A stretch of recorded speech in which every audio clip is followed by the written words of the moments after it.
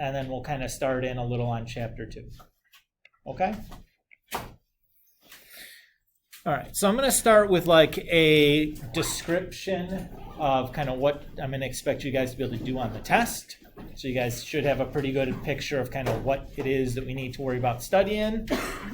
Then we'll do some questions from you guys, and I'll do that for, I don't know, half an hour, 45 minutes in that neck of the woods, and then we'll do chapter 2 to finish up our day, or start chapter 2 to finish up our day. Sound good? Okay. So the first 4 questions are just going to be to determine whether something's a function or not. You should provide some kind of a reason for your answer, whether it's like passed a vertical line test, or like this specific input has 2 different outputs, or whatever the case may be. The next 2 questions, I'm going to ask you to find the domain for an equation. Those are ones where I'd expect you to be able to show some work. So like algebraically, like you're taking the stuff under the square roots and setting those greater than or equal to 0, and taking the stuff in the denominator, setting those not equal to 0, and then coming up with your interval based on those results. There's one problem where I'm going to give you a graph, and I want you to label the extrema, the local and global maxes and mins, and then to give the intervals of increasing and decreasing and constant. There's one question where I'll give you the function and the graph that it generates, but I'm going to ask you to use your calculator to get the extrema. So like using the max and min function off your calculator to get those. There's going to be one question where I ask you to verify something is odd or even, or whether a function is odd or even. I should probably say what the thing is. There'll be 2 questions where I ask you to find the horizontal and vertical asymptotes. In those situations, I'd ask you to, again, provide some work. So the vertical asymptotes you just find by setting the denominators equal to 0. And the horizontals, you use your calculator to build those tables out, and you just write down the tables. And then the last 3 questions, I'll give you some functions and ask you to perform the indicated operation. So like addition, subtraction, multiplication, division, or composition, or the 5 operations that we kind of talked about. And that's the test. Hi, Haley. Hi. We just went through the test description, but that's all up on the content library or whatever.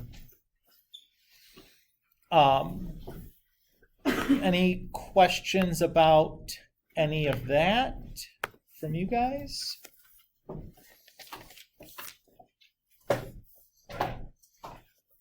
Okay. Hopefully you feel reasonably clear as to like what it is specifically that you need to go back and make sure you can do. At this point, we'll open up for just kind of general questions from you guys, or super specific stuff like you can ask about homework problems or review questions, or stuff that's more general even than that. But any kind of thing in that, anything like that would be good or okay. And I'll answer, questions for the next, 30 or 45 minutes, somewhere in that neck of the woods. As long as you're asking. If we don't have that many, that's okay too, but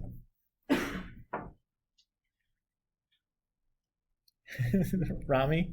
I kind of missed this entire day. Can you go over verifying this odd or even? Sure. So let's do one from the review. Great idea. Let's do that. Do you have a specific one in mind? Leo, was that you suggesting from the review? Yeah. We do like the division ones, like D at 1.5. Yeah. So doing D. Okay. Can you start with what that means? Odd function, even function. Sure. So the thing that you'd need to remember is the way that we're going to prove something is even is if this is true, that f of negative x is equal to f of x. Is that just the inverse? Oh, no, I understand. So this is like a function composition thing going on. And if it's odd, f of negative x should be negative f of x. And neither is if neither one of those two things are true. And that definition I give you on the test, so you don't have to have that memorized. That'll be there for you. Okay. So either way, whether we think this thing is going to be odd or even or neither, we're going to start by doing f of negative x. So to do that, I'm going to then plug in negative x in place of all my x's.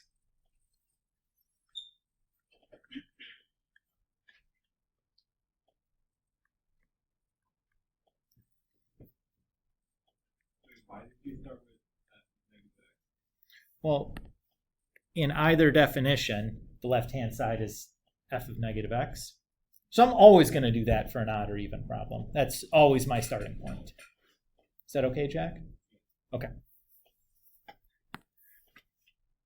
So far, so good? Now I'm just going to simplify. So first thing I would need to do in the order of operations is deal with these exponents. So I have negative x squared. Negative x squared is negative x times negative x. Two negatives is positive, and x times x is x squared. So my numerator just turns into negative 2x squared.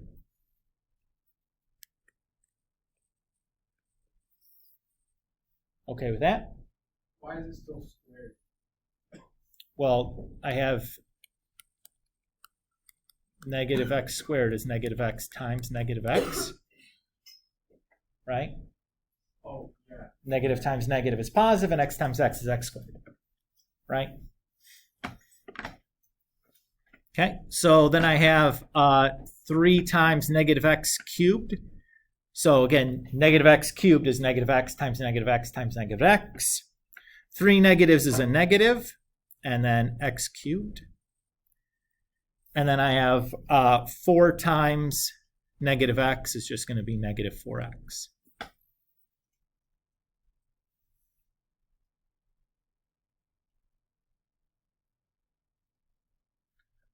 Now what I'm going to do is try to do a little bit of simplification here. Or, well, yeah. Well, let's actually pause here for a moment. If I now just compare this to this, obviously there's a difference, right?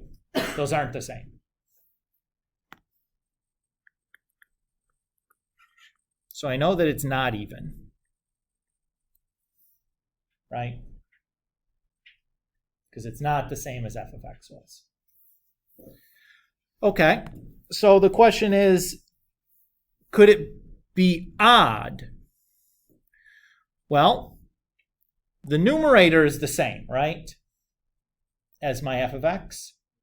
The denominator, everything is the opposite sign. Did you guys see that? So what I'm going to do is I'm going to factor a negative 1 from the denominator.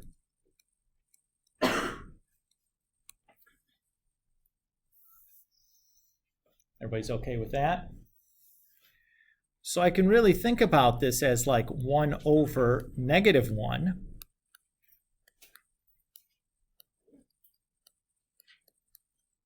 times that stuff. Is everybody okay there? I notice now that this is the same as my f of x, right? And I have this negative sign out front. So this is negative f of x.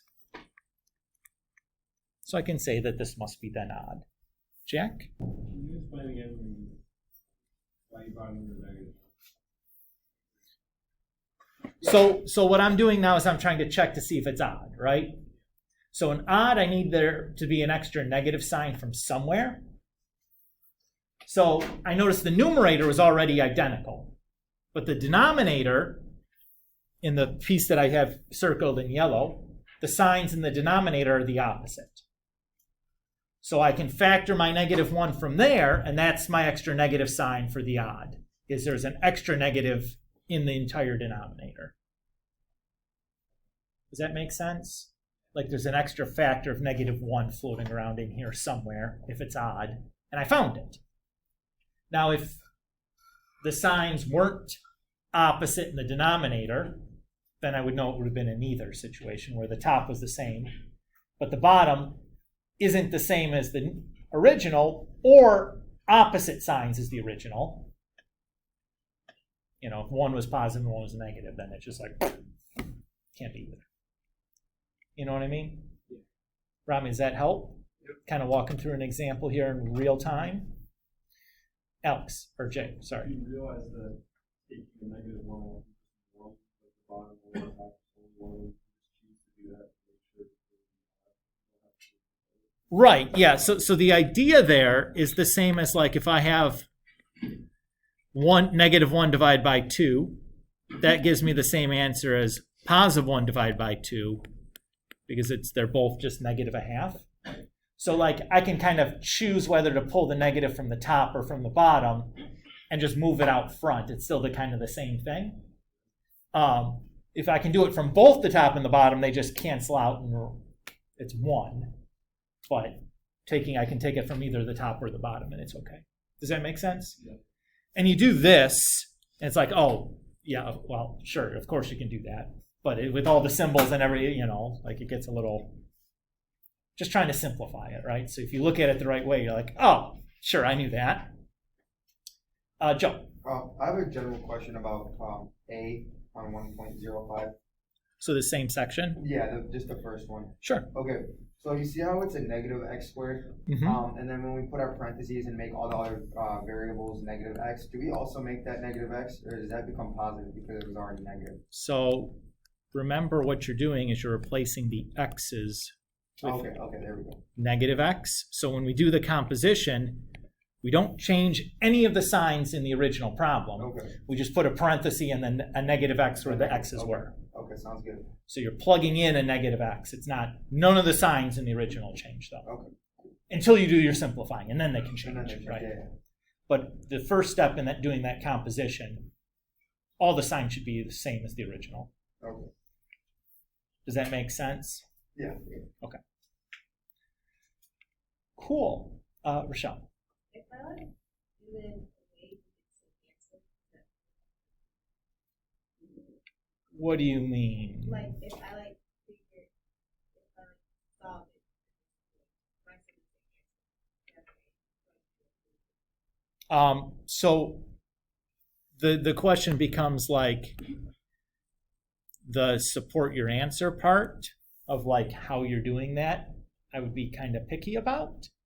So this sounds very much like in a few minutes when we have a break, like you can show me what you're doing. I'll let you know specifically like, okay, yeah, sure, that's equivalent to what I'm doing. Or like, okay, so I don't like it because of this, you know. So the answer is maybe, Okay. but I'm happy to look at what you've done and tell you exactly whether I think that's good enough or not. All right. Is that okay? Yeah. Okay, don't let me forget to do that though before we leave, okay? I will. Okay. Leo, Can you go to the next section, 1.06, okay? and just do maybe like B right there? Okay. So the vertical asymptotes are relatively easy because all I'm going to do for those is to set the denominator equal to 0. So I can solve that quadratic a number of ways. I notice it's a difference of 2 squares. So probably easiest to do would to be solve that by factoring.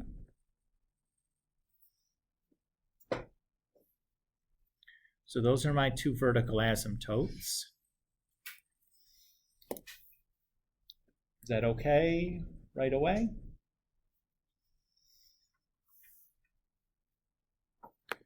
For my horizontal asymptote, though, I'm going to use my calculator to kind of figure out what that should be and then verify it numerically.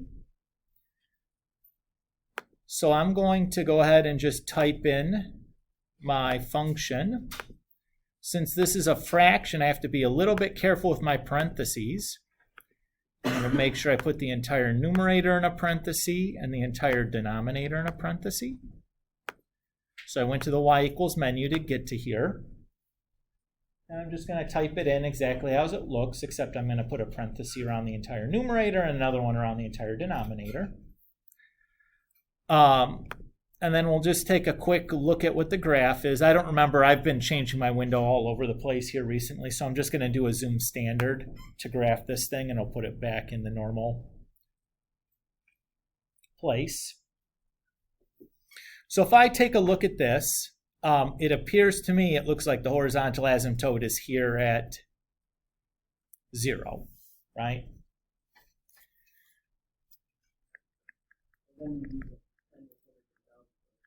Yeah, so what I'm going to do to verify this then is I'm going to plug in some values for x and just show that as those values of x get either really, really big or really, really small, the y-coordinate is heading towards 0 in both cases. So what if it doesn't though? Then you would have made probably a mistake in interpreting what your horizontal asymptote is.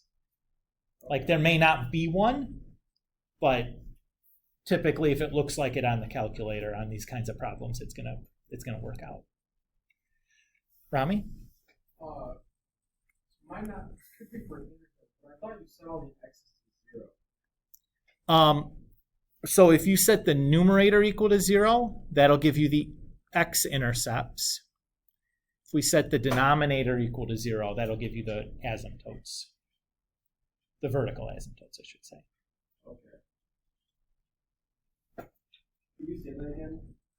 If I set the numerator to 0, That gives you the x-intercepts, like the places where the graph crosses the x-axis. And that should make sense, right? That's going to be anywhere where if the numerator is 0, the entire fraction takes the value 0, which should be where the graph is crossing.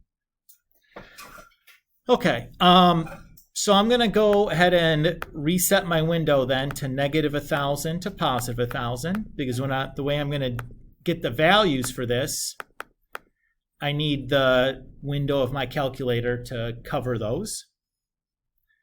So let's go ahead and do that. And now it doesn't look real interesting, right? It's just like a flat, like a straight line here or whatever. That's fine, I don't care. So to get the value command, I press second and trace. The first option is value. And then I just type in those things that I'm looking for. So I did -10. So that's -0.32, it looks like.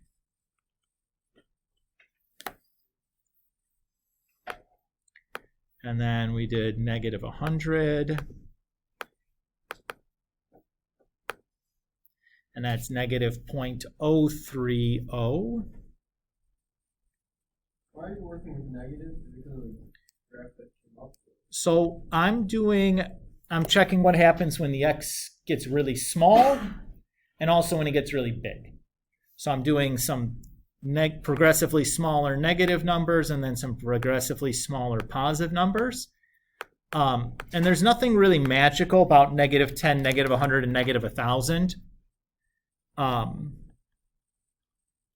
They're just neat numbers. You could do like 7, 213, and then like 5,086. Like doesn't really matter. You just want to pick something that's like progressively getting bigger or smaller.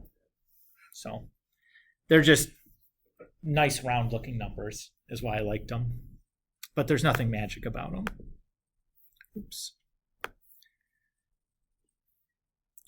So then I do the positive ones. Oh my goodness, what did I just do here?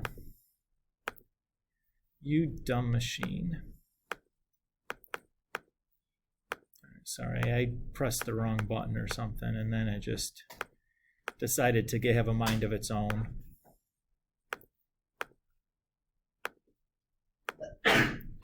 Reset this to where I had it before.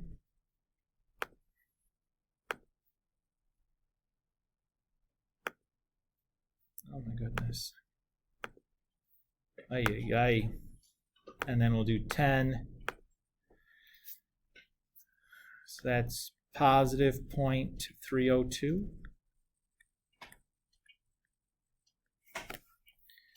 And then 100.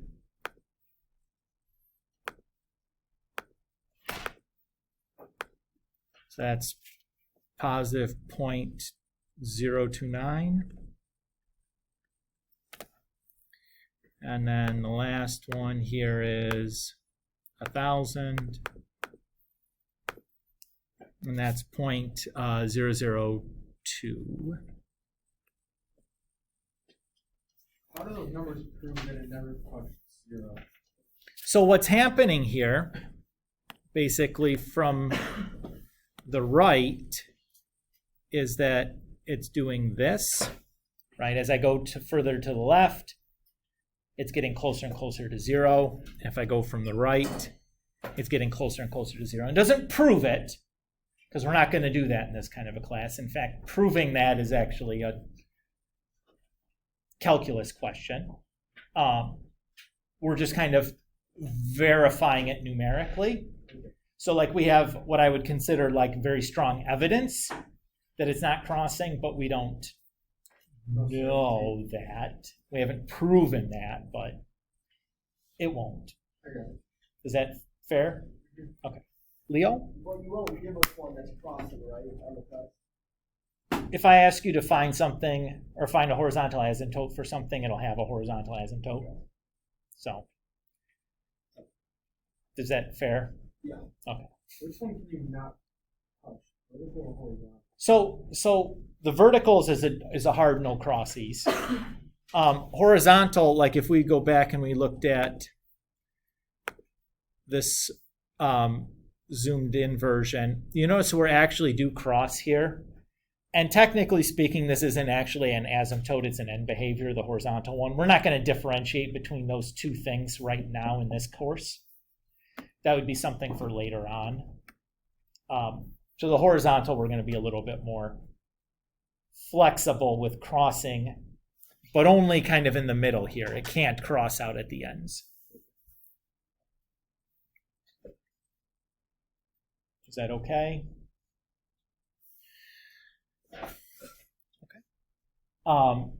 So again, the one thing to keep in mind here when using that value command on the calculator, so if you press second trace, notice that we're back to the original window, that just the -10 to +10. If I tried to do like -100 here, it's going to give me an error because the point whose x coordinate is -100 is not on the screen right now. So that's why at the very beginning I reset my window to go from -1,000 to +1,000. If I don't do that, anytime you try to use the value command and call for a point that's not on the screen, it's just going to give you an error, saying invalid. And what that's saying is that like, well, I can't find that point because we didn't graph it. So you just need to change the window out to -1,000 to +1,000 and it'll be fine. So that's the one thing to kind of calculator problem that frequently comes up with students when using that command, is we forget to reset the window. Okay. Who's next? Joe? Can we do one of the problems from 1.02, whichever one you think is the best one, I guess. 02. Find the domain of one of these things. Yeah, whichever one you want. Does anybody have a preference on these 6 here? Joe's kind of asking for anyone in general. Yes, sir. I'm sorry. E, you said? Okay. That's a good one. So when I look for a domain and I'm asking to do something like algebraically, like we are here, we want to show some work. There's kind of 2 situations that I'm going to be concerned with. I'm going to be concerned with square roots because I know that I can't square root a negative. So anything underneath my square root radical needs to be non-negative, so greater than or equal to 0. The other place that I have to be concerned about is with division, because I know I can't divide by 0. So anything that's in the denominator of a fraction, I have to set not equal to 0. So far, so good? Okay, I'm going to solve the inequality by adding 6 to both sides and then dividing by 3. I'm going to solve the quadratic x squared minus 2 not equal to 0 by factoring. Oops, not equals. So I get x cannot equal -1 or +1. And now probably the easiest way to sort out what my interval is going to be is to just kind of draw myself a picture. So from the inequality, I have that x has to be greater than 2. Everybody good with that? And from the other piece, I have that x cannot equal -1. Well, that's okay, because -1 was already not allowed by the first inequality, so I don't really care about it. And I have x cannot equal +1, which again doesn't matter, because it was already not allowed by the first inequality. So really, this is my interval.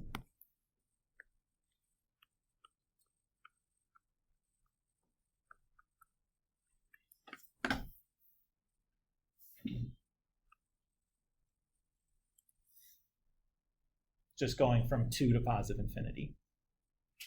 And I use a bracket on the 2 because 2 is greater than or equal to 2. It satisfies that inequality there.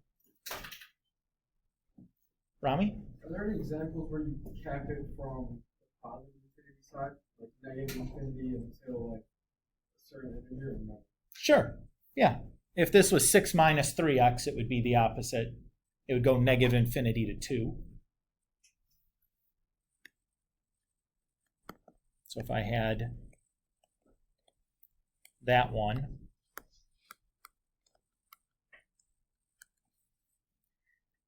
actually, let's just ignore that part because that actually makes it a lot harder in this case. But if we did this, when you divide by the -3, it flips the inequality. So that would be going the opposite direction. So that would go from -infinity to 2. So you can certainly have one that goes that direction. That would be a lot more complicated, because then you have to write the union to discontinue -1 and 1. Correct. Yes, that one would be much more complicated because the -1 and +1 then definitely would be relevant. But that's why I didn't write it with the example. I just erased it because I didn't want to have to deal with that because it wasn't germane to your question. I was thinking of like different operations, so that's good. Okay. Jay. There would be no problems with the test for your time range. Correct. I did not ask that. Then can you do one from section 1.0? Sure. I guess C. C, you say? Okay. Okay. So there's 2 types of discontinuity. Well, there are 3 types, right? There's jump, infinite, and removable. Now, the jump was something we hadn't seen any functions in our algebra class that have a jump discontinuity. So there can't be any jump discontinuities here because we gave you things that you'd kind of seen before, right? These are all things that look relatively familiar. These are algebraic functions we've seen before. So really it's just about sorting out between infinite and removable. So to sort that out, what I'm going to do is I want to factor the numerator and denominator as much as I can. So in part C, I can't factor anything in the numerator. In the denominator, like, oh, I guess I could take out like a -2 or whatever, but that's fine if you want to do that.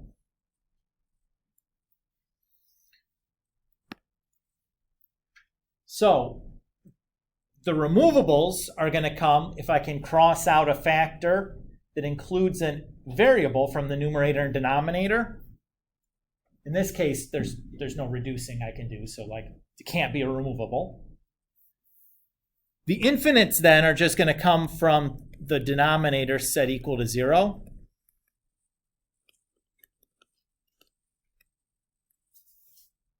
Okay. visual. So there's X minus 2 on the top, you will cross them out with the So yeah, for example, if we look at D,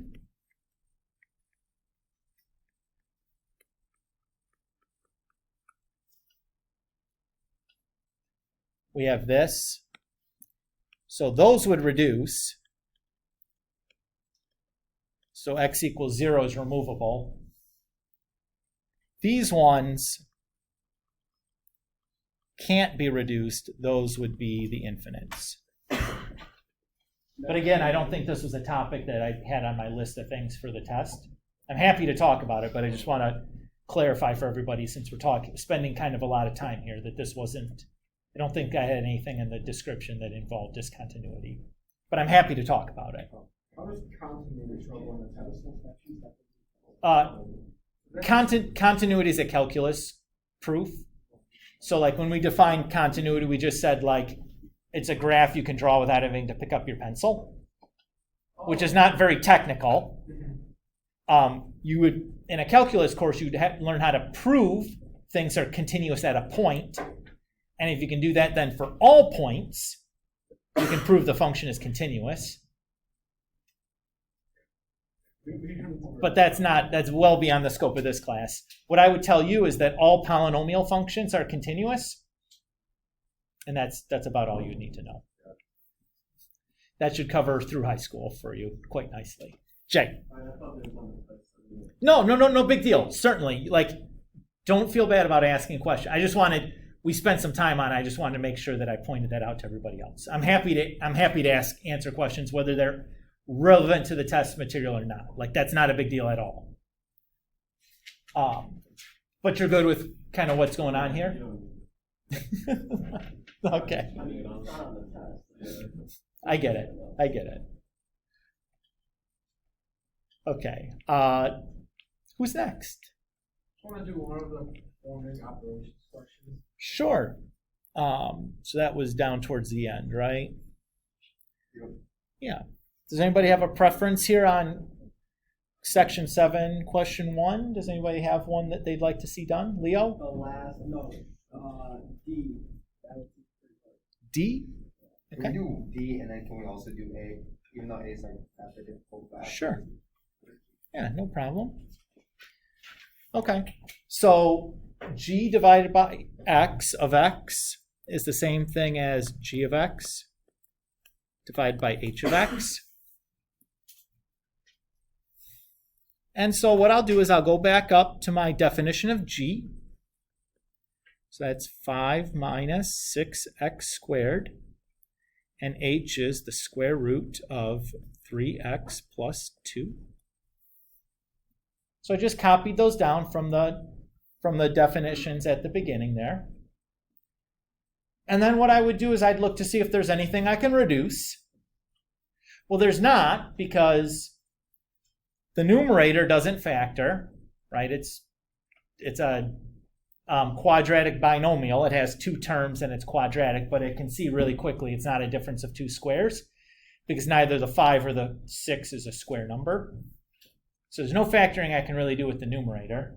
And the denominator is under a square root, so like there's no simplifying I can do between things under a square root and things not under a square root, so it's really all we can do. It's done.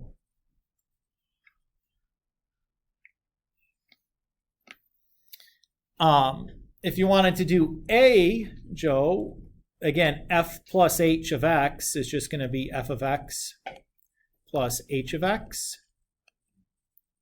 So f of x is 3x plus 5, and then plus h of x is the square root of 3x plus 2. And I can't add things from outside a radical underneath a radical. And obviously the 3x and the 5 aren't like terms, and the 3x and the 2 aren't like terms. So this is as good as it can do. Can you do one where it gets a little bit challenging? I mean, I don't think any of them are too bad here. Okay, then Yeah. So literally all you're doing is You're just really, you're doing the operation, then simplifying afterwards. It's like all you're doing. There's no solving. There's nothing tricky.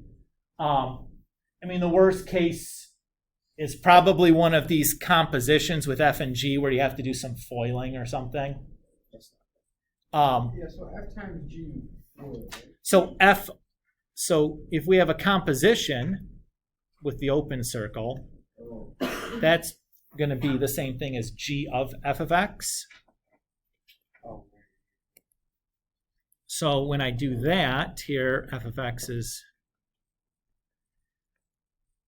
So what I'm going to do is I'm going to rewrite G, but every place where there's an x, I'm going to write negative 3x plus 5.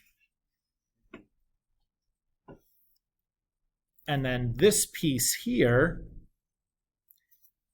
really needs to be FOILed, right? Because negative 3x plus 5 squared is really negative 3x plus 5 times negative 3x plus 5. So I'm going to FOIL that out. I'm just going to do that part in my head here quickly, if you guys don't mind.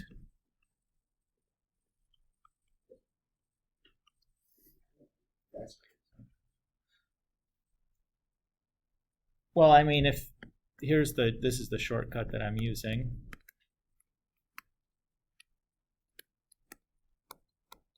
it's just amazing how you like it. It looks like you're just rewriting a problem, but that's I mean, it's one of these, again, like we explained it earlier, it's Yeah, like, yeah, yeah. you know, like I'm basically, you know, all but finished a PhD in mathematics. So it's like studied math, for a long time.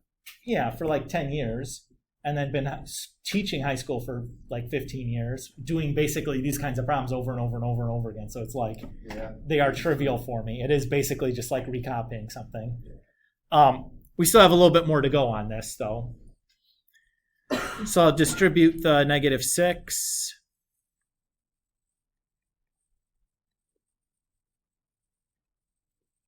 And then combine the 5 and the negative 150. That's your final answer right here. And that would be my final. You know, so like the worst case scenarios, we have like a little bit of messy simplifying where you might have to FOIL something or whatever. But if you're just following the order of operations, even those aren't really that bad. They just might take a little bit of time or be a little tedious. But it's like, you know, like still like algebra 1, algebra 2 kind of things. You know, it's not so bad. Joe? So if it's a closed circle, are we basically doing f times g of x? Yes. So Yeah. It's like the almost the reverse, and you're still plugging in whatever g of x. No. There's no plugins. Oh, okay. So f times g of x is just f of x times g of x. So this would be negative 3x plus 5. That's f times 5 minus 6x squared. Oh, okay. And then we're just foiling that. Okay. So the composition is you do G but replace every X with F of X? Yeah, you're basically plugging, a composition is you're plugging one function into the other. Multiplication is you're multiplying the two together. Okay. Beautiful. And then like, again, that, you know, C, you still have to FOIL that stuff out and combine your like terms or whatever. But I actually don't even think there's any like terms to combine on that. So it just, you know, a little bit left to do there, but like not hard. You know what I mean?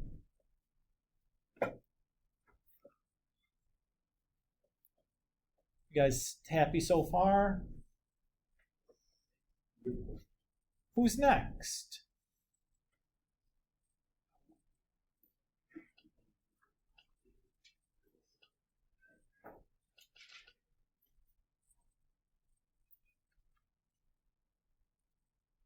Leo?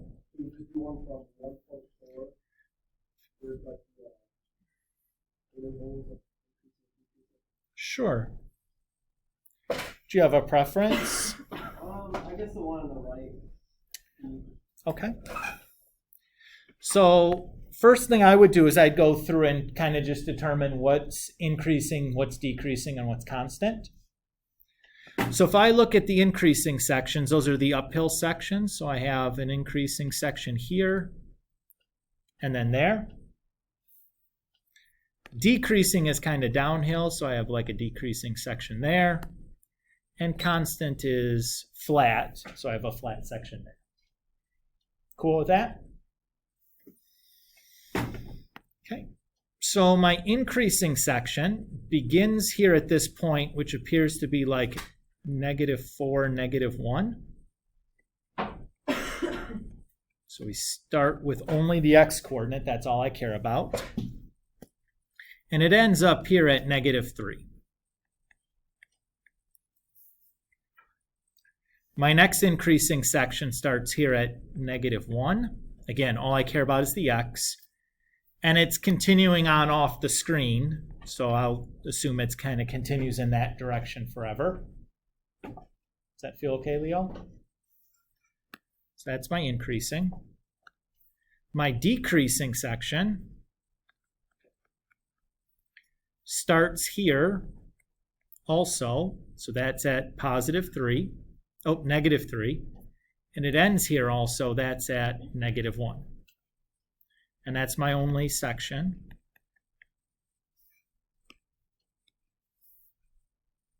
Okay with that?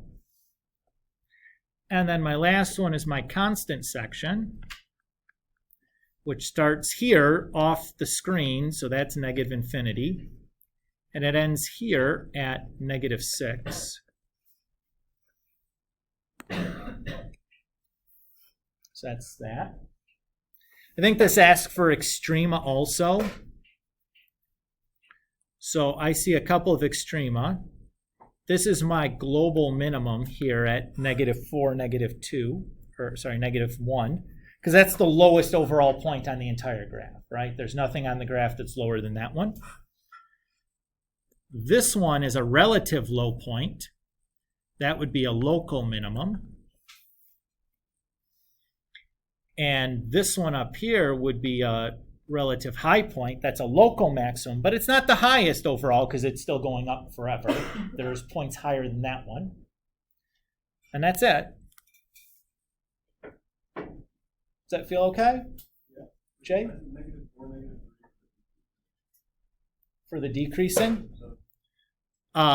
So it's, I'm so sorry. For the increasing section here? So our first increase, oh, is that a 6? Sorry, that's a 6. Sorry. Help if I could count. So that's where it starts the increasing at. Sorry, that's -6. I just misread my picture. It was too small even for me to make it out. Ay.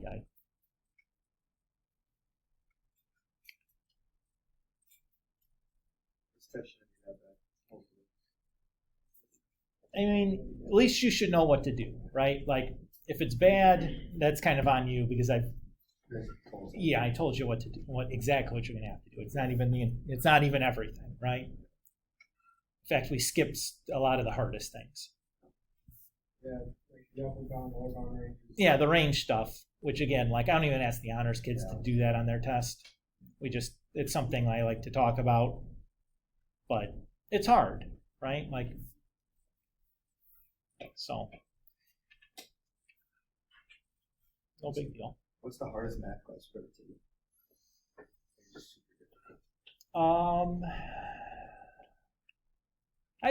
I think real analysis was probably the hardest one that I took, which is like your theoretical calculus course.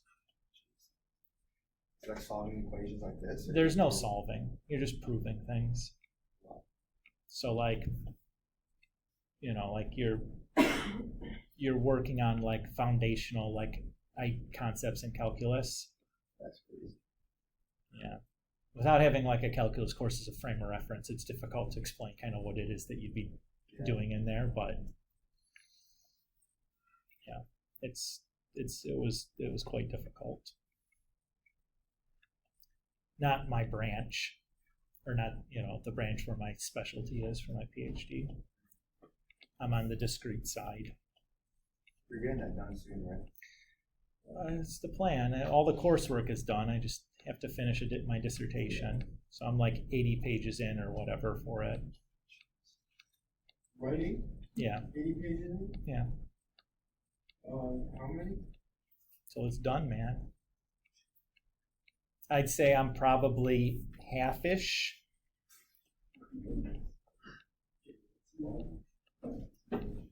So basically, you're gonna be when you get your PhD, are people gonna call you doctor, Dr. Cooley? I doubt it, but I'll probably sign things that way.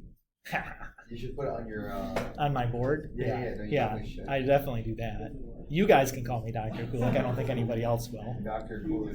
That's gonna be crazy. PhD. So is that like the highest form of education you can get for whatever branch you want to do? Yeah, that's the top of the top. That's crazy. Yeah, you can argue like with specialty degrees, like where that falls in comparison to like an MD or a JD, like a law degree. Yeah. No, I think. But those are all like postgraduate, where you're in school for about the same amount of time. Do you still go to class and stuff, or? Well, I finished my coursework. Like, oh yes. I was, yes. So you come to school, work, do your job, grade assignments, and then go to class. Yeah. And you still have a wife and kid, right? Yeah. Thankfully, I only had a few courses left by the time my child was born, so that was not so bad. And with the pandemic, the stuff that I had to do still was online, so that was okay too. It was like relatively easy to Yeah. At least it worked out well. to finish that stuff off, but yeah. Okay, so it seems like we're kind of done with questions, which is totally fine. Let's talk a little bit about section 2.1, and then we'll call it a day. How's that sound? Amazing. Okay. Just find my notes here. And our test is Monday, right? Correct. No, it's tomorrow. We're having a special BB day. I'm just messing with you. Yes, Monday is the test day, and all of that should be on My Notre Dame. If you look at like the assignment center or whatever, and look at the future view, Okay. should have everything. I try very hard to keep all that stuff, the dates straight on there, because I have essentially this class 6 times. Like I have 4 honor sections and 2 regular sections, so like I'm trying very hard to keep all the dates straight because it's hard for me also. But that's what's going on. All right. So chapter 2. In chapter 1, we basically reviewed a lot of these algebra concepts. So a lot of the ideas in chapter 1 were things that we had seen in our algebra class. We extended a couple of ideas, but a lot of the ideas were pretty similar, like a little bit of a generalization of things that we had done last year. Section 2 is going to be similar, but this time we're going back to geometry. So we're going to go back and look at a couple of these geometry topics that maybe you saw in your geometry class, and then maybe we'll extend some of these ideas past things that we did. But that's the general idea. And then in chapter 3, we start in really trying to combine these ideas together and start building out some new concept. But there'll be a lot of these things in here are repeated ideas from your geometry course. So when you guys took geometry and you talked about describing an angle, you typically used degrees as your measure for how big an angle is, right? There is there's a couple of different ways you can measure an angle, one being degrees. Another that we'll talk about in this class is called radians. So we're going to start here by defining what a radian is and how it's related to an angle measure. Does it define? That's just a definition, and then so I just put DEF and then a colon.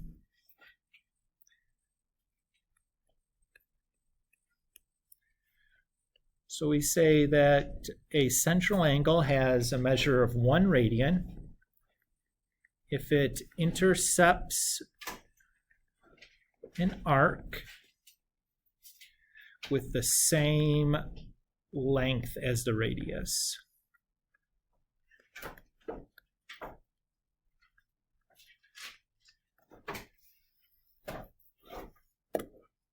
So there's some vocab in here beyond just what we're defining that probably Oh, that's way bigger than I wanted it to be.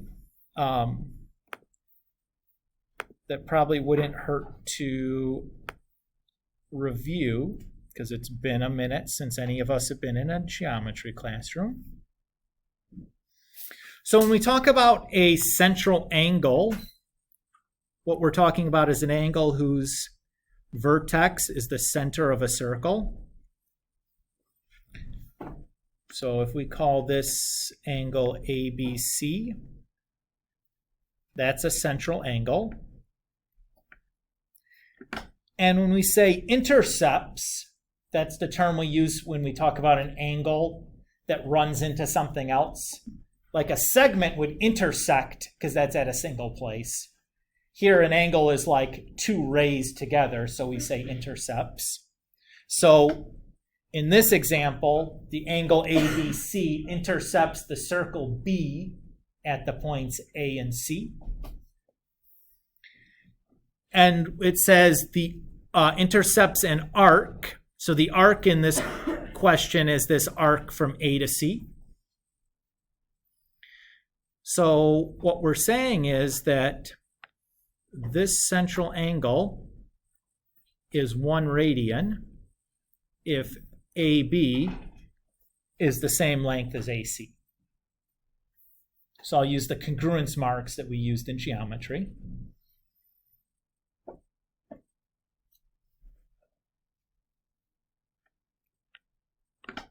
Now you might think, like, why do we need this other way of measuring an angle? What was wrong with degrees? Well, think about the tool you'd have to use to measure something in degrees. You need to, like, use a protractor. You'd have to use some kind of like compass to measure something. In the actual real world, it's often easier to measure a linear distance. Like the arc from A to C is usually a lot easier to measure than to get like a protractor in and try to measure how far something like rotated. It's a lot easier to just keep track of like the distance that thing traveled. So in the real practical world, radians are often more convenient to use than degrees if you actually have to measure something, or if you have a machine that something is spinning in. It's a lot easier to just figure out the distance that thing traveled than necessarily to compute the angle using degrees, because you might have a impractical tool for that kind of setting. But one of the first things that we're going to do now that we've defined this new way to kind of measure an angle is relate it back to degrees. So we have a way to translate back and forth between these measurement systems. Just like you want to convert between inches and centimeters, we'd like to find a way to convert back and forth between radians and degrees. Right? We have metric units and English units. We want to have a conversion between them. The same idea here. So we have degrees and we have radians, and we want to convert in between. So this is the idea of kind of how we generate that conversion factor. So what we'll do is we'll take a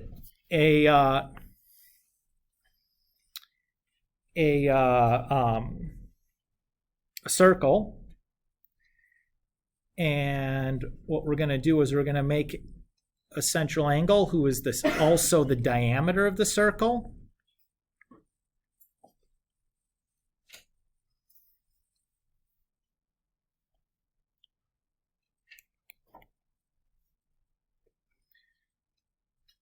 So I know that the distance, the arc length from A to C is just pi r.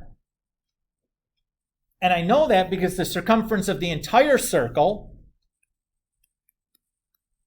is 2 pi r. So the circumference for half a circle is just going to be pi times r. Everybody's okay with that? And for simplicity's sake, let's say that the radius in our case, let's say it's 1. So the circumference, that arc length from A to C is going to be pi then, if the radius is 1, right?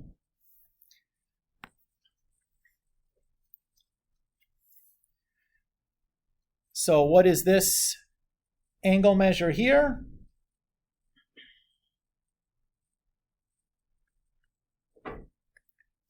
Well, I know that from geometry, a flat line is a 180-degree angle. So what I can say then is that this 1 radian, or I'm sorry, pi radians is equal to 180 degrees.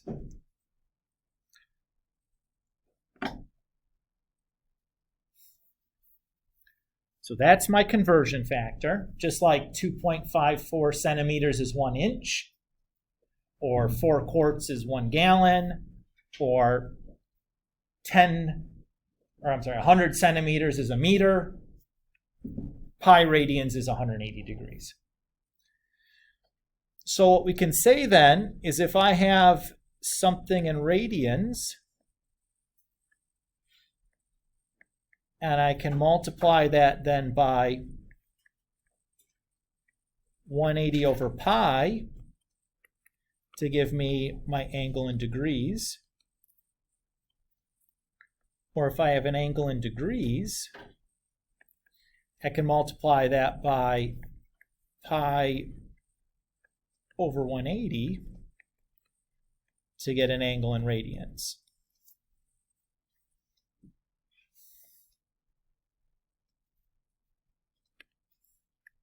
So these guys are like our conversion factors, like when you did like dimensional analysis in your chemistry class, if you've taken one.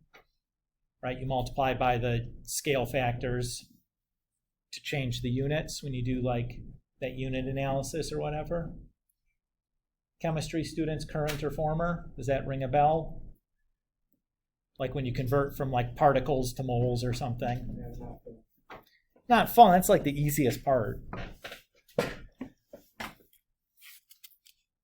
My undergraduate degree was in chemistry also. So let's do a couple of examples here and just do some conversions, practice using that conversion factor.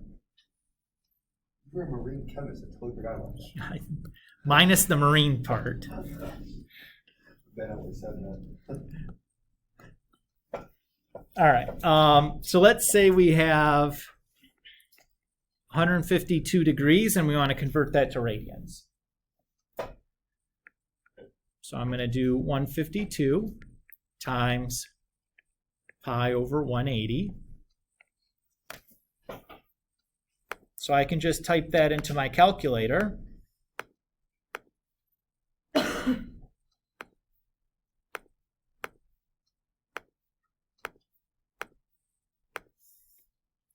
So that's about 2.65 radians.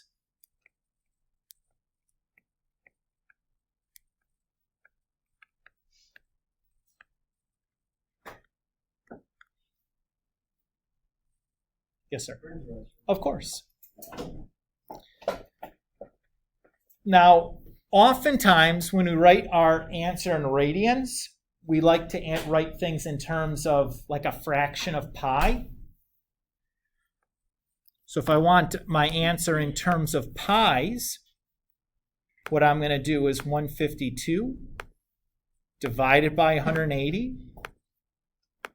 And I'm just going to get my answer as a fraction. So if I press math and then use the fraction command. So that says that fraction is 38 over 45. And then I just slap the pi on at the end.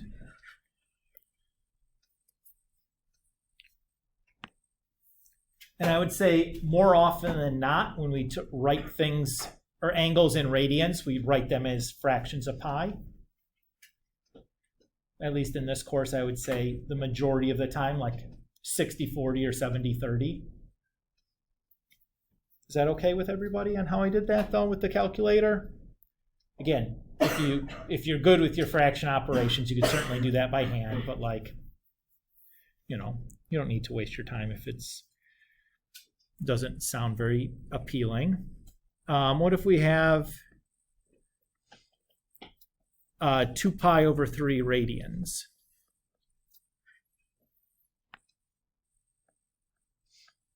Well, I'll take 2 pi over 3, And this time we need to multiply it by 180 over pi. Probably easiest here before I even go to my calculator is I can cancel the pi's. So I'm just going to write into my calculator 2/3 times 180, which is 120 degrees.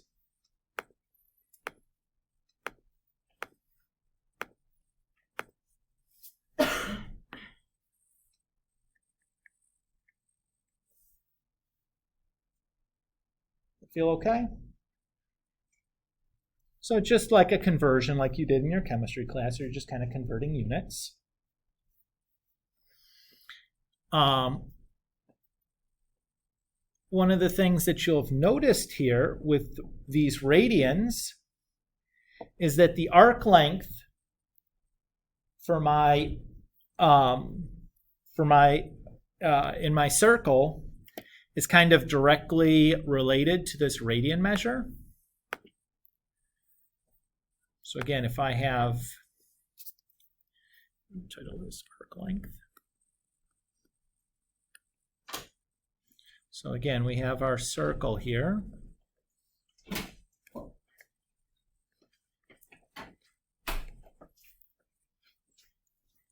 I'm going to call this angle, I'm going to use the Greek letter theta to represent that angle measure. I'm going to use the lowercase letter r to represent the radius, and the lowercase letter s to represent the arc length from A to C. If theta is in radians, then s is equal to r times theta.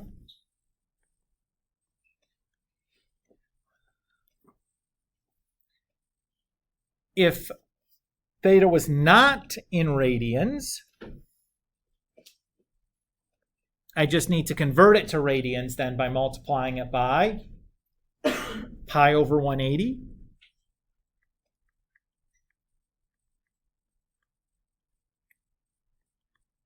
So if I had, my angle was in degrees, we just tack on that extra little conversion factor at the end.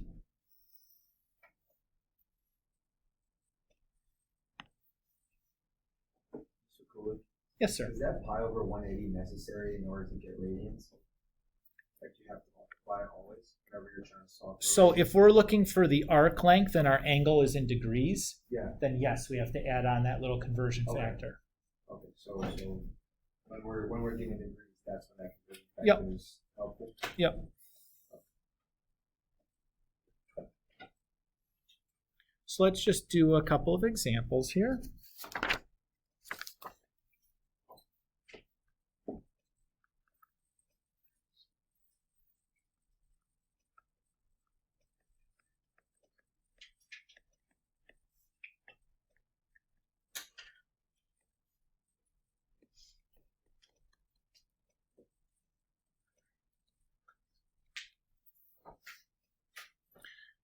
So here I'm asked to solve for the arc length. If r is, the radius is 1.4 meters and the angle is 0.98 radians.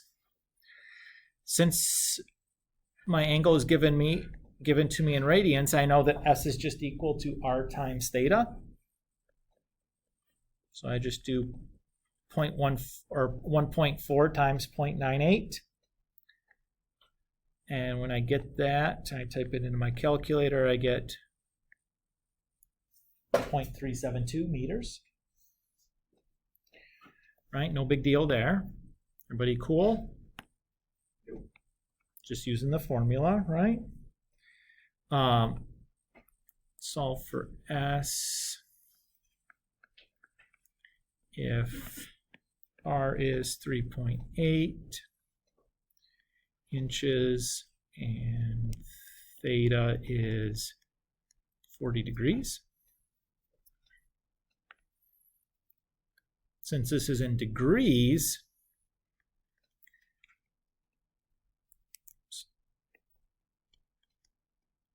I know I have that extra conversion factor at the end.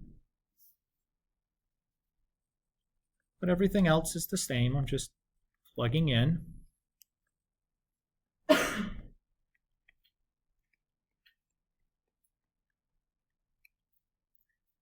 When I type that into my calculator, I get about 2.653 inches.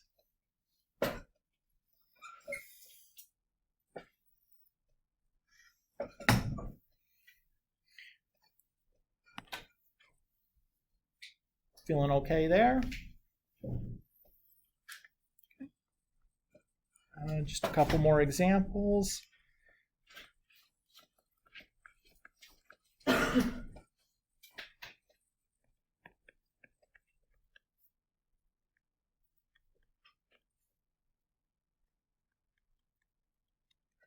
So go to my expression real quick. Sure.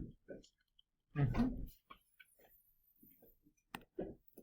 So here we're asked to solve for R if S is 18 centimeters and theta is 2.13 radians. Again, the takeaway is that the angle is in radians. So I just need to use S equals R theta. So 18 equals R times 2.13. So I'll just divide both sides by 2.13. And I get that R is about 8.451. Oops. Put a unit on that. Centimeters.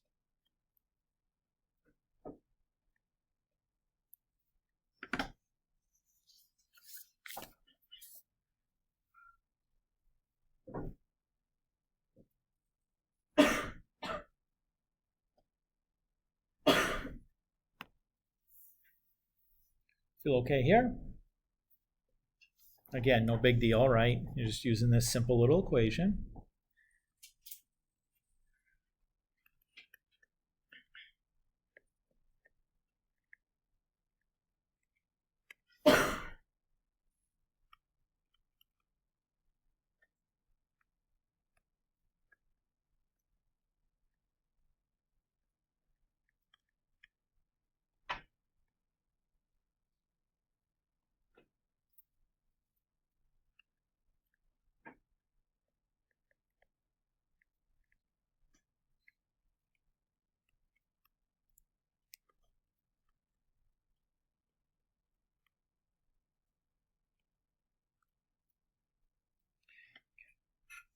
So here we're asked to find the perimeter of a sector whose central angle is 1.7 radians, and it's cut from a circle with 5 centimeters.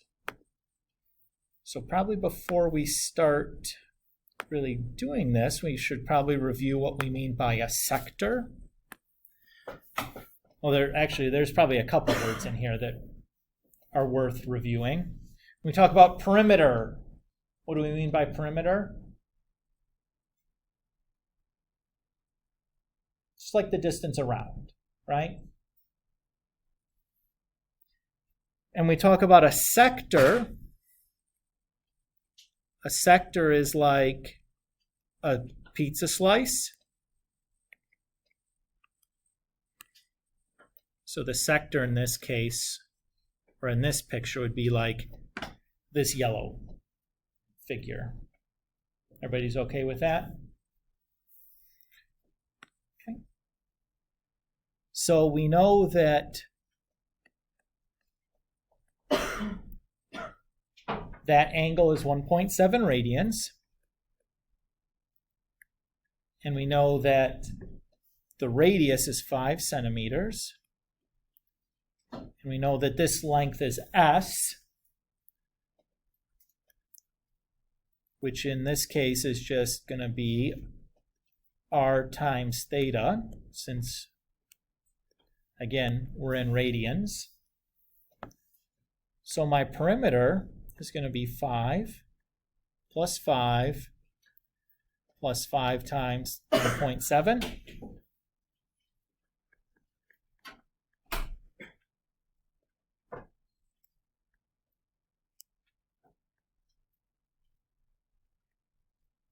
Which is just 18.5. Everybody okay with that? So again, drawing a picture, quite helpful, right, to make sure that you got it all. And then we reviewed the vocab, the necessary vocab for like the geometry part, right? Again, not expecting you guys to have all that stuff memorized. But once we've used it a couple of times, I expect you to kind of remember what it was. Never would I ask you for like an in-words definition, but I should be able to use the word in context and you guys have an idea of what I'm talking about. All right, let's say that a car has 18-inch diameter wheels. Oh, maybe we'll say tires. And let's say it travels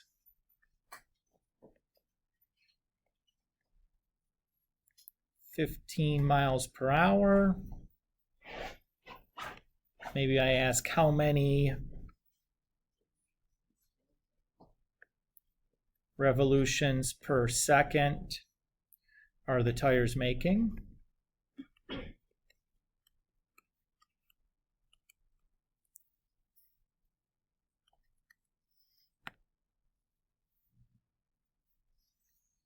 So this is basically just a unit conversion problem.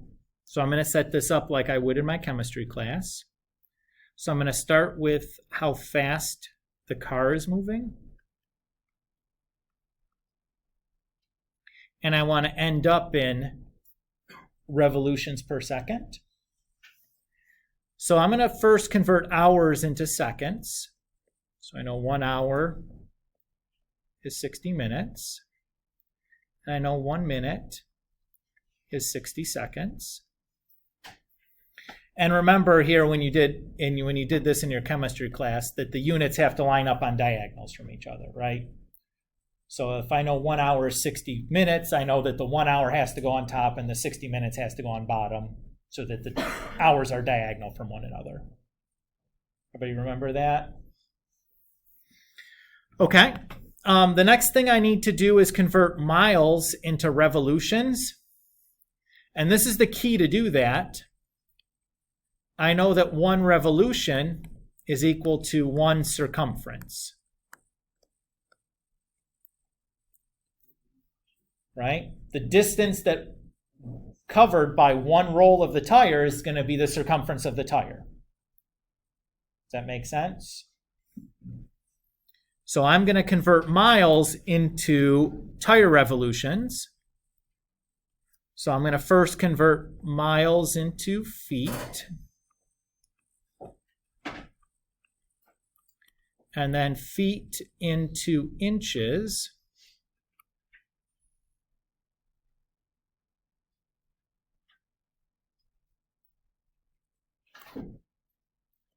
And then inches into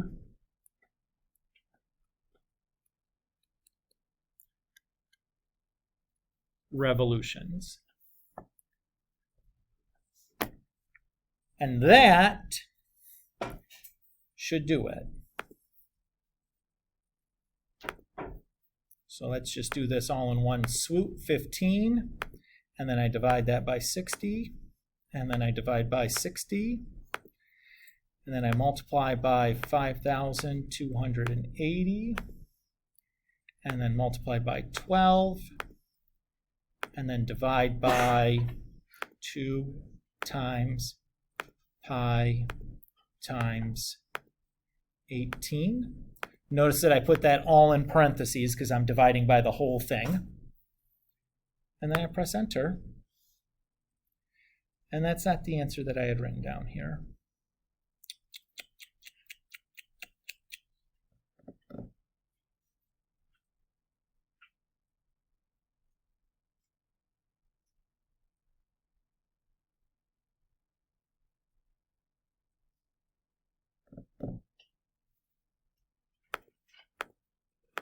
What did I goober up?